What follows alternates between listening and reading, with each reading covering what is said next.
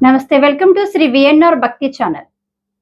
చిత్తూరు జిల్లా పులిచెర్ల మండలం దేవలంపేట పంచాయతీ మిట్టం మీద రాచపల్లిలో నూతనంగా నిర్మించిన శ్రీ హనుమత్ సీత లక్ష్మణ సమేత శ్రీ కోదండరామస్వామి ఆలయ శ్రీ ఏకశిల ధ్వజస్తంభ ప్రతిష్టాపన మహాకుంభాభిషేక మహోత్సవాలు గురువారం అత్యంత వైభవంగా ప్రారంభమయ్యాయి. మహోత్సవాల్లో భాగంగా తొలి రోజు గురువారం సాయంకాలం మంగళ వాయిద్యాలతో తోరణాలు కట్టించుటతో మహోత్సవాలను ప్రారంభించారు.